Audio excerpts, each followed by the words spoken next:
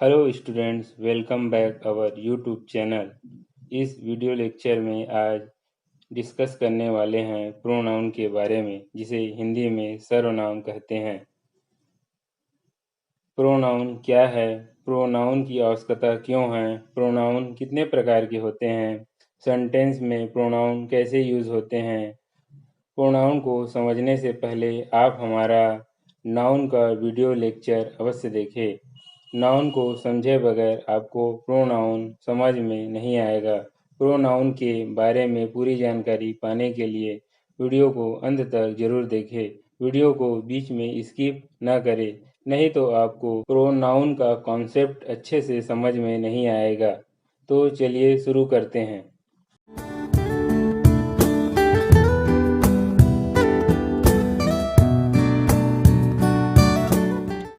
Pronoun को एक example से समझते हैं। Aayansh is a good boy. Aayansh studies in class 10th। Aayansh father is a teacher. इन सभी सेंटेंस में आयांश वर्ड का यूज बार बार हो रहा है।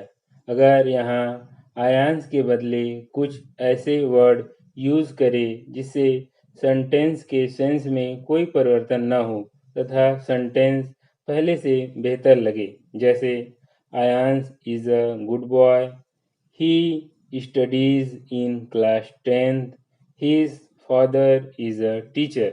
यहाँ पर मैंने आयांश के बदले ही व हिज का यूज किया। आयांश जो कि एक नाउन है, आयांश के बदले यूज होने वाले ये वर्ड ही व हिज, ही प्रोनाउन है, अर्थात a pronoun is a word which is used in place of a noun. संज्ञा के स्थान पर प्रयुक्त होने वाले शब्द को प्रोनाउन अर्थात सर्वनाम कहते हैं। Other example, Rakhi failed because she did not read. इस सेंटेंस में सी एक प्रोनाउन है क्योंकि यह राखी के स्थान पर प्रयोग हुआ है। दूसरा एग्जाम्पल है, this is the girl who stood first in the class. इस सेंटेंस में हु एक प्रोनाउन है। तीसरा, दैट इज योर हाउस। इस सेंटेंस में योर एक प्रोनाउन है। चौथा, सी लव्स आयुष। इस सेंटेंस में सी एक प्रोनाउन है। अगला एग्जाम्पल है, he wants to marry her. इस सेंटेंस में ही और हर दो प्रोनाउन का यूज हुआ है। प्रोनाउन को डिटेल में समझने के लिए इसके प्रकार को समझते हैं। Kinds of pronoun. प्रोनाउन निम्नलिखित प्रकार के होते हैं। पहला, पर्सनल प्रोनाउंस, इसको व्यक्तिवाचक सर्वनाम कहा जाता है। दूसरा, रिफ्लेक्सिव प्रोनाउंस, इसे निजवाचक सर्वनाम कहा जाता है। तीसरा, इम्फेटिक प्रोनाउन, जिसे दृढ़तावाचक सर्वनाम कहा जाता है। चौथा, डेमोन्स्ट्रेटिव प्रोनाउन, जिसे संकेतवाचक सर्वनाम कहा जाता है। पांचवा, रिलेटिव प्रोनाउन, जिसे संबंधवाचक सर्वनाम कहा जाता है। छठवा, डिस्ट्रीब्यूटिव प्रोनाउंस, जिसे विभाग सूचक सर्वनाम कहा जाता है। सातवां, इंडेफिनिट प्रोनाउंस, जिसे अनिश्चयवाचक सर्वनाम कहते हैं। आठवां, इंट्रोगेटिव प्रोनाउंस, जिसे प्रश्नवाचक सर्वनाम कहते हैं। नौवां, रेसिप्रोकल प्रोनाउंस, जिसे परस्परवाचक सर्वनाम कहते हैं। इन प्रोनाउन का यूज हम किस प्रकार से करते हैं, इसे हम बारी बारी से समझते हैं। Use of pronouns. पहला, पर्सनल प्रोनाउंस, जिस प्रोनाउन का प्रयोग वाक्य में सब्जेक्ट के रूप में, ऑब्जेक्ट के रूप में या दूसरी वस्तुओं से निकटता या संबंध बताने के लिए किया जाता है, उसे हम पर्सनल प्रोनाउन कहते हैं। जैसे I, we, you, he, she, it, they, my, me, your, etcetera. Personal pronoun को 4 भागों में डिवाइड किया गया है, जिसे चार्ट के माध्यम से समझते हैं।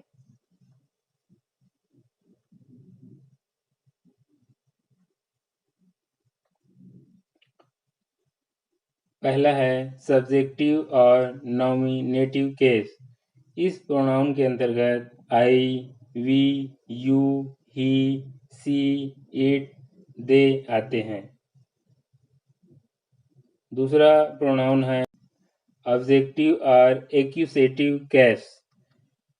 इसके अंतर्गत me, us, you, him, her, it, them आते हैं। ऑब्जेक्टिव प्रोनाउन सब्जेक्टिव प्रोनाउन का रूप चेंज होने से बनता है, जैसे आई का मी, वी का अस, यू का यू, ही का हिम, सी का हर, इट का इट, दे का देम हो जाता है। अगला है पोसेसिव केस। इसके अंतर्गत 2 फॉर्म होते हैं। पहला है पोसेसिव प्रोनाउन और दूसरा है पोसेसिव एडजेक्टिव। पोसेसिव प्रोनाउन के अंतर्गत mine, ours, yours, his, hers, theirs आते हैं। और पोसेसिव एडजेक्टिव के अंतर्गत my, our, your, his, her, its, their आते हैं। सब्जेक्टिव और नॉमिनेटिव प्रोनाउन। सब्जेक्टिव और नॉमिनेटिव केस के अंतर्गत वे प्रोनाउन आते हैं जो वर्ब के सब्जेक्ट के स्थान में प्रयोग होते हैं। I, we, you, he, she, it व दे वर्ब के सब्जेक्ट के रूप में प्रयोग होते हैं। इस कारण इन्हें सब्जेक्टिव प्रोनाउन के कैटेगरी में रखा गया है। इसे हम कुछ सेंटेंस से समझते हैं, जैसे she went to Delhi by train.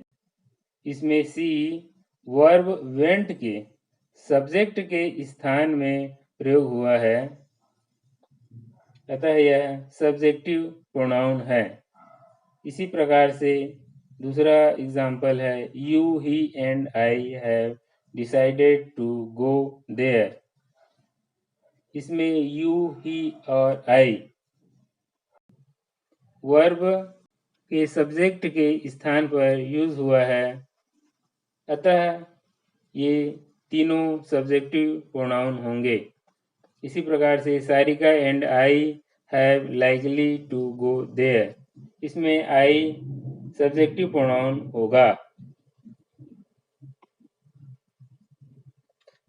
दूसरा है ऑब्जेक्टिव और एक्यूसेटिव प्रोनाउन।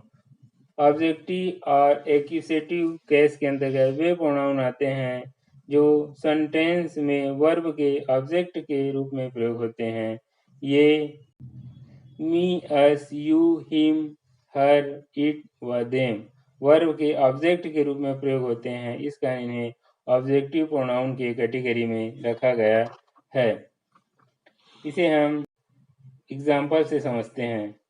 पहला, the teacher taught them last night. इसमें देम वर्ब टॉट के ऑब्जेक्ट के रूप में प्रयोग हुआ है, अतः यहाँ पर देम ऑब्जेक्टिव प्रोनाउन होगा। इसी प्रकार से सी लव्स हिम। इसमें हिम ऑब्जेक्टिव प्रोनाउन है। इसी प्रकार से the fisherman saved him and me. इसमें हिम और मी ऑब्जेक्टिव प्रोनाउन होगा। अगला है पोसेसिव प्रोनाउन। जिस प्रोनाउन का प्रयोग अधिकार दिखाने के लिए किया जाता है उसे पोसेसिव प्रोनाउन कहते हैं। इस प्रोनाउन का प्रयोग किसी वर्ब के सब्जेक्ट या ऑब्जेक्ट के रूप में किया जाता है। Example, this pen is mine. यह पेन मेरा है। इस सेंटेंस में माइन एक अधिकार के रूप में प्रयोग हुआ है, अतः यहाँ पर माइन एक पोसेसिव प्रोनाउन होगा। इसी प्रकार से दूसरा एग्जाम्पल है दिस ऑफिस इज आवर्स। यह कार्यालय हमारा है। इस सेंटेंस में भी आवर्स एक अधिकार के रूप में प्रयोग हुआ है कि यह कार्यालय हमारा है। तो यहाँ पर आवर्स भी पोसेसिव प्रोनाउन होगा। यहाँ पर यह ध्यान देने की बात है कि पोसेसिव प्रोनाउन के बाद किसी नाउन का प्रयोग कभी नहीं किया जाता है। अगला है पोसेसिव एडजेक्टिव।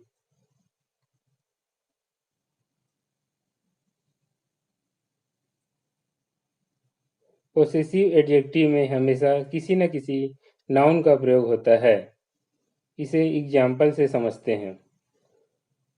पहला, दिस इज माई पेन। यह मेरा पेन है। इस सेंटेंस में माई के बाद पेन का यूज हुआ है। पेन एक नाउन है और माई यहाँ पर एक पोसेसिव प्रोनाउन न होकर पोसेसिव एडजेक्टिव होगा। इसी प्रकार से दूसरा उदाहरण है, दिस इज अवर ऑफिस। यह हमारा कार्यालय है। इस सेंटेंस में अवर जो कि एक पोसेसिव एडजेक्टिव है, क्योंकि इसके बाद एक नाउन ऑफिस का प्रयोग हुआ है। अगला प्रोनाउन है reflexive pronoun. The pronoun that indicates something done by oneself is called a reflexive pronoun।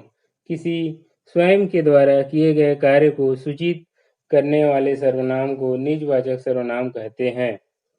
इसमें सिंगुलर प्रोनाउन के साथ सेल्फ लगाया जाता है, जैसे my self, your self, him self, her self व इट सेल्फ, तथा प्लूरल प्रोनाउन के साथ सेल्फ्स लगाया जाता है, जैसे आवर सेल्फ्स, योर सेल्फ्स व देम सेल्फ्स।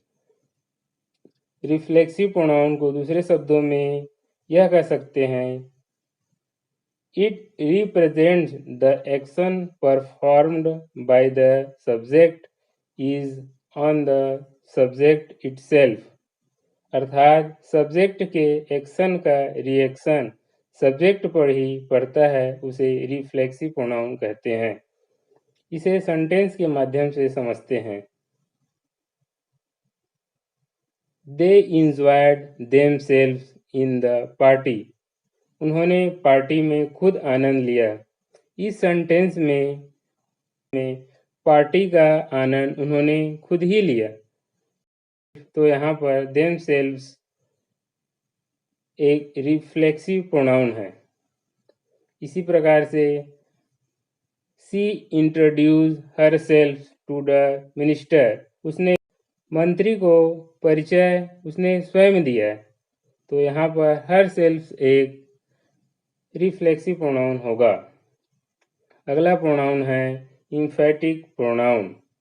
जब रिफ्लेक्सिव प्रोनाउन का प्रयोग जोर देने के लिए होता है तो उसे इम्फेटिक प्रोनाउन कहा जाता है। इसका अर्थ स्वयं खुद होता है। अर्थात हम कह सकते हैं, an emphatic pronoun is that which is used to add emphasis to the subject of the sentence। ये ऐसे प्रोनाउन होते हैं जो किसी सेंटेंस में सब्जेक्ट को ही जोड़ देता है। इसमें सब्जेक्ट पर रिफ्लेक्ट नहीं होता है। इसे एग्जाम्पल से समझते हैं। Alok himself is good but not his friend.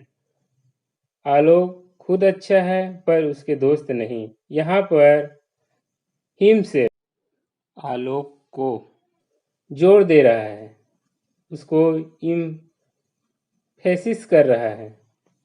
तो यहाँ per him self reflexive pronoun न होकर इम्फेटिक प्रोनाउन होगा।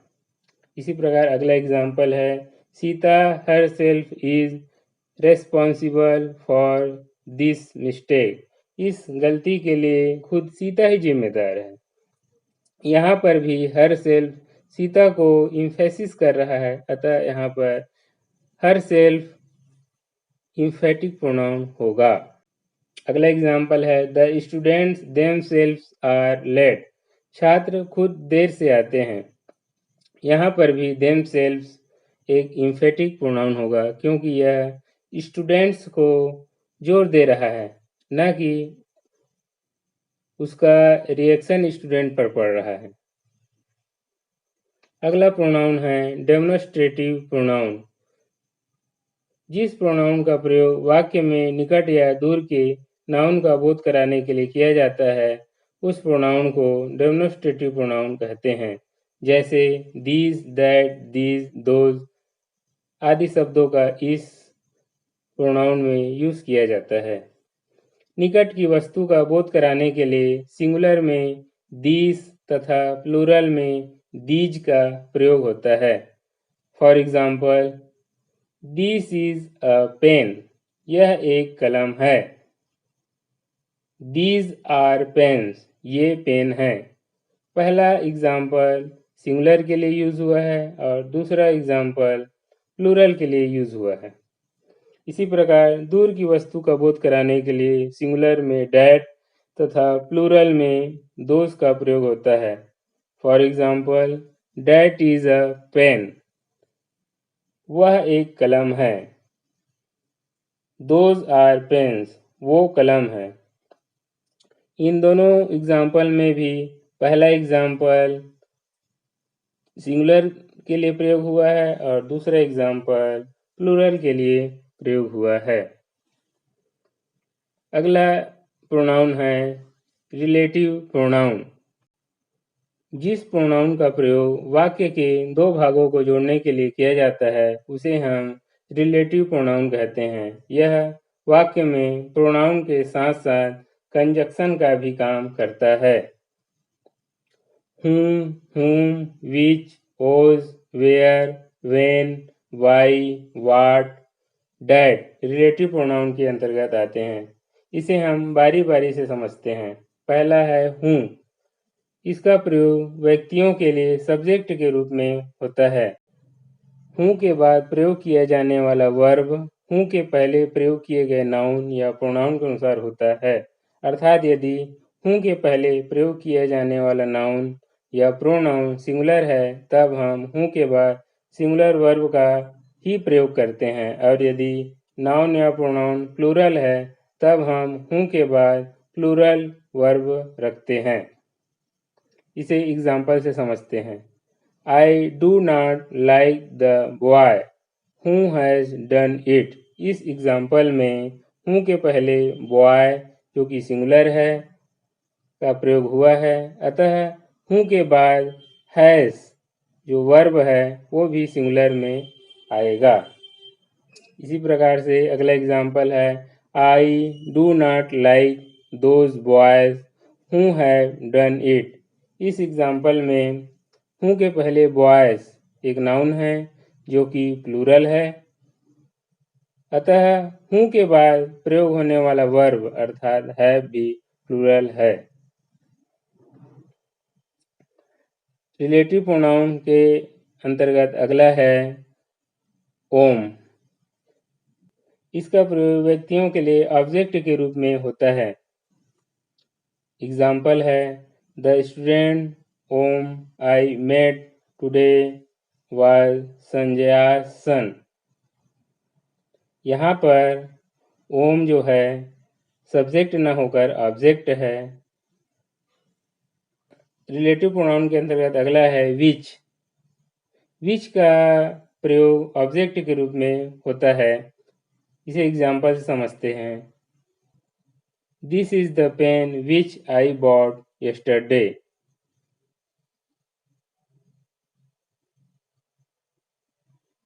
अगला रिलेटिव प्रोनाउन है ओस। ओस का प्रयोग अधिकार दिखाने के लिए या कब्जा दिखाने के लिए किया जाता है। Example the boy whose phone just rang should stand up. अगला रिलेटिव प्रोनाउन है वेयर। वेयर रिफर करता है स्थान से। एग्जाम्पल है this is the house where my son was born. अगला रिलेटिव प्रोनाउन है व्हेन। ये भी टाइम को रिफर करता है। एग्जाम्पल है the day when I concert takes place in Saturday. अगला रिलेटिव प्रोनाउन है why. Why refer to reason. Why जो है रीजन कारण को रेफर करता है। एग्जाम्पल इसे समझते हैं। Do you know the reason why the market is close today. अगला रिलेटिव प्रोनाउन है what. What relates to things, वस्तुओं से रिलेटेड होते हैं। Example what size shoes do you takes. अगला रिलेटिव प्रोनाउन है that. That relates to people, animal and things.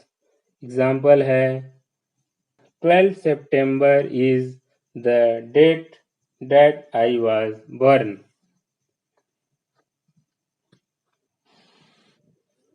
अगला pronoun है डिस्ट्रीब्यूटिव प्रोनाउंस। जिस प्रोनाउन का प्रयोग दो या दो से अधिक व्यक्तियों या वस्तुओं में से एक या एक भी नहीं का बोध कराने के लिए किया जाता है, उस प्रोनाउन को हम डिस्ट्रीब्यूटिव प्रोनाउन कहते हैं। जैसे each, either, anyone, neither, none. दो या दो से अधिक वस्तुओं या व्यक्तियों में से प्रत्येक का बोध कराने के लिए हम ईच का प्रयोग करते हैं। एग्जाम्पल है each of the two boys has done this work. इस सेंटेंस में ईच का प्रयोग इस कारण से हुआ है क्योंकि यहाँ पर टू बॉयज, दो लड़के हैं और इनका बोध कराने के लिए ही ईच का प्रयोग यहाँ पर किया गया है।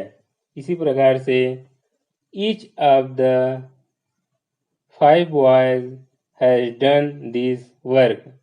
5 लड़के जो है काम को पूरा करते हैं, तो यहाँ पर भी दो से अधिक के लिए ईच का प्रयोग हुआ है। दो व्यक्तियों या वस्तुओं में से एक का बोध कराने के लिए हम आइदर का प्रयोग करते हैं। Either of the two boys has come to me। यहाँ पर दो में से कोई एक के लिए हम आइदर का प्रयोग किए हैं, परंतु दो से अधिक वस्तुओं या व्यक्तियों में से एक का बोध कराने के लिए हम आइदर के बदले एनीवन का प्रयोग करते हैं। इसे एग्जाम्पल से समझते हैं। Anyone of the 5 boys has done this work. इस सेंटेंस में 2 बॉयज नहीं है, 5 बॉयज है, अतः यहाँ पर आइदर का प्रयोग न करके एनीवन का प्रयोग किया गया है। दो व्यक्तियों या वस्तुओं में से एक भी नहीं का बोध कराने के लिए हम नाइदर का प्रयोग करते हैं। एग्जाम्पल इसे समझते हैं। Neither of the two boys has helped me.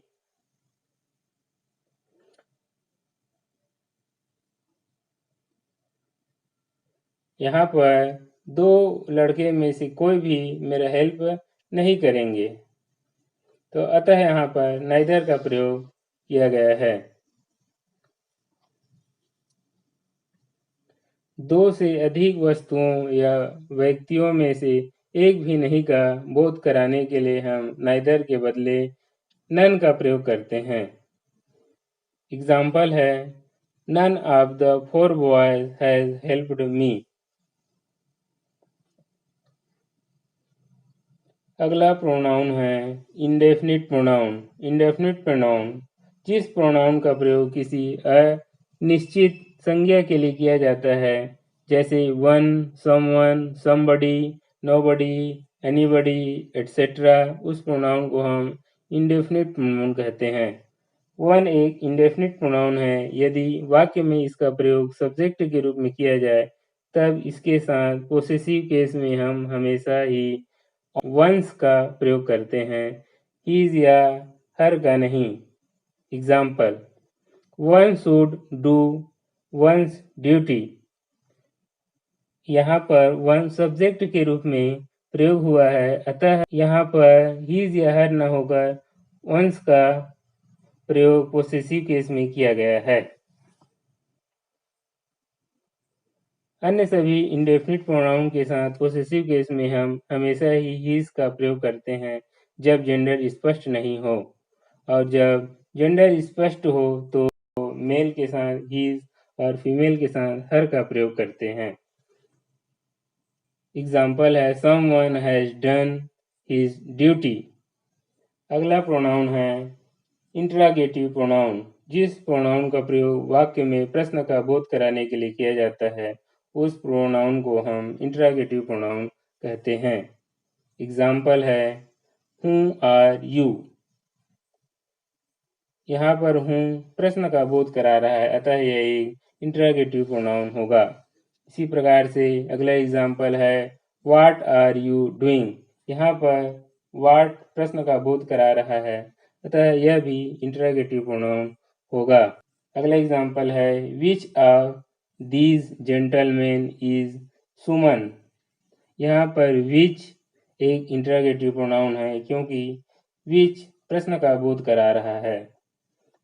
अगला प्रोनाउन है reciprocal pronoun.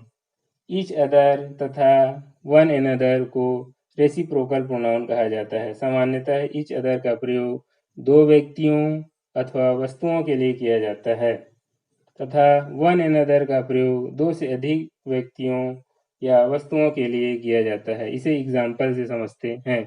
You and I help each other. क्योंकि यहाँ पर दो व्यक्ति यू और आई है, अतः ईच अदर रेसिप्रोकल प्रोनाउन का यहाँ पर प्रयोग किया गया है।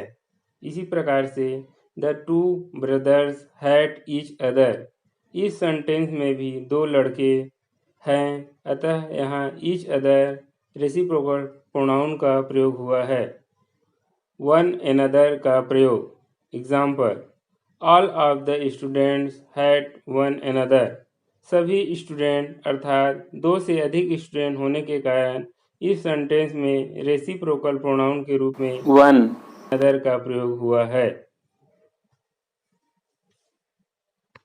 इसी प्रकार से अगला एग्जाम्पल है the five brothers love one another. इस सेंटेंस में भी वन एनदर रेसिप्रोकल प्रोनाउन का यूज हुआ है क्योंकि यहाँ पर भी 5 ब्रदर हैं। अगर वीडियो अच्छा लगे तो वीडियो को लाइक करें, शेयर करें और चैनल पर नए हो तो चैनल को सब्सक्राइब करना ना भूलें, जिससे आने वाले नए नए वीडियो का नोटिफिकेशन आपको सबसे पहले प्राप्त हो। धन्यवाद।